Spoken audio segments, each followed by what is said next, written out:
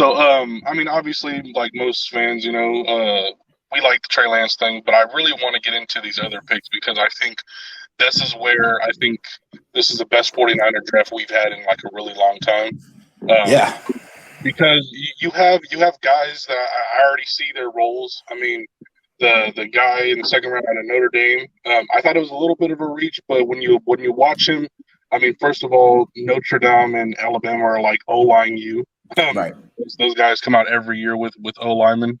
But I think right there, right guard, plug him in right there next to McGlinchey, who is also a Notre Dame guy. Yep. And then third round, you had a couple guys like the Trey Sermon, who can be your number one guy. And I saw a tweet on Facebook that I guess is pretty interesting on why he would take two running backs in this draft, because all the running backs on our roster next year are on 1-year deals. Boom. Gallman, Wilson, and Mostert, all 1-year deals. First of all, Gallman has zero guaranteed money. Right, exactly. I didn't see it. I didn't see the details when they signed him. I got released recently, and Vetman zero guaranteed. He's not making the team. Right, I feel the same way. And Sermon, the running back out of Ohio State, I feel like he can be that. Even though I know they all carry the ball together, I feel like he can be the first down back. The guy that starts the game and whatnot, and gets majority of the carries. Well, I feel like it kind of depends, like what kind of formation they want to be in. Like when Trey Lance is under center, great to have Raheem Mostert. I mean, you can't do better than that. But when he's in the pistol or the shotgun, that's not really suited to Raheem Mostert. That's much more Trey Sermon, in my opinion. Jeff Wilson, like Trey Alfred Sermon. Morris, like back in Yeah, and Jeff Wilson Jr. too. Like he's going to be a better version of Jeff Wilson. But Jeff can kind of do a little bit of everything, though. That's the thing about I like Jeff. Yeah, he can do a little bit of everything. And he's 200 pounds, man. Like Trey Sermon is 215. He's actually going to be durable. He runs like he's 230, but he's only 205, 210. And that's he is upright, though, which I think maybe turned off some teams. But again, Shanahan doesn't care about upright runners because so much is outside the tackles where you're not getting blasted by defensive tackles or, exactly middle linebackers. Yeah.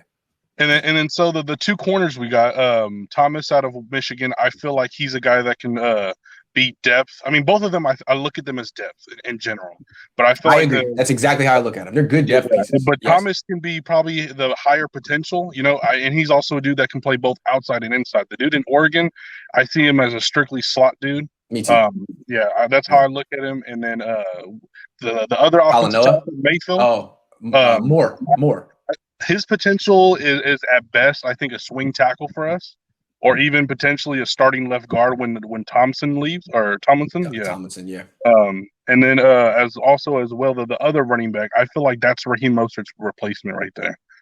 He's got the 4.3 speed, and he has that. Mostert's almost 30 years old. So, yeah. And especially if you have those guys continually under contract, and say Raheem Mostert and all those guys that we mentioned earlier all leave, then you kind of got your lightning and thunder right there, because that dude, he said he models his game after Kamara. I mean, and I hope that's the case, because Kamara is awesome. But when the Saints' running game was at their best, when they had Mark Ingram and Alvin Kamara, and I think Sermon can be the bigger back, and then the other guy that we got out of Louisiana Tech can be the Alvin Kamara scat back, on third down and whatnot. One thing I noticed about these two running backs when I watched their clips is that they're both primarily in the pistol. And what's cool about the pistol is you can do the zone read stuff, but you can also do outside zone, get it and just turn. I mean, it's easy. And that's how they did it with Alfred Morris 10 years ago. Exactly. I feel like you can kind of see the vision of what this offense is going to look like. And then last but not least, my favorite pick out of all these dudes was the USC strong safety that we got. For the value, All-American. That was the best value pick right there for us. Yeah. That dude is literally Jaquasi Tartt's replacement. And the reason why he's healthy. Exactly, yeah. Right. Like the only reason why he fell so far was because of health. It was like you said, the collarbone and the shoulder blade and whatnot. But his play style and the way he was used at USC was literally just like Polamalu. Yeah. He's a great value version of that. So I really like him a lot. I think if he stays healthy, he can be the strong safety for the next 10 years, especially in this scheme that we run over in San Fran.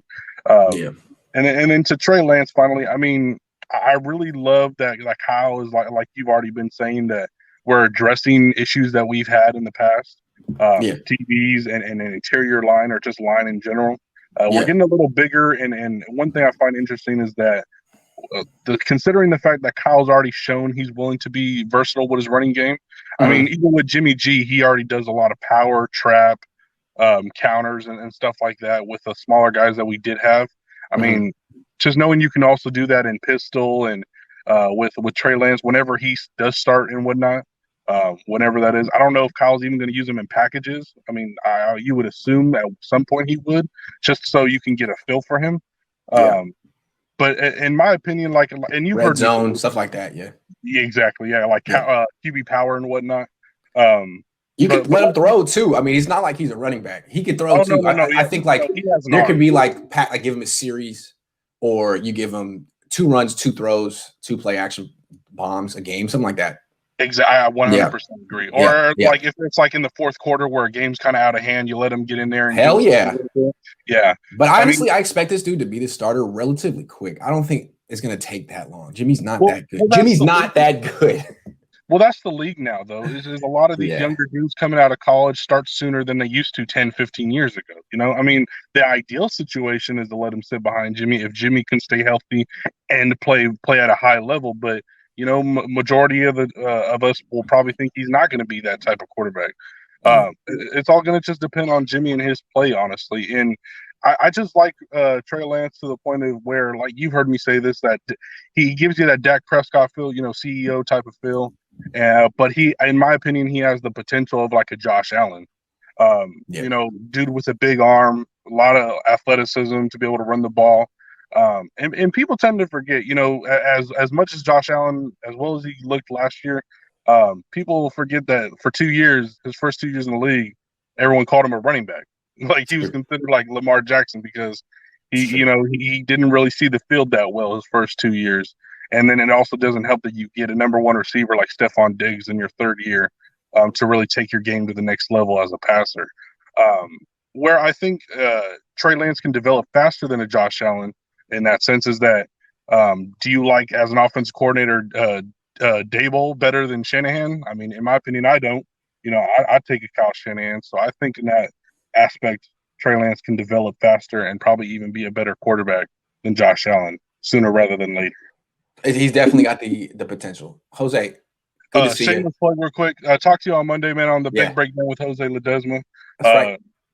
Have a good day, man. You too, man. Have a good one.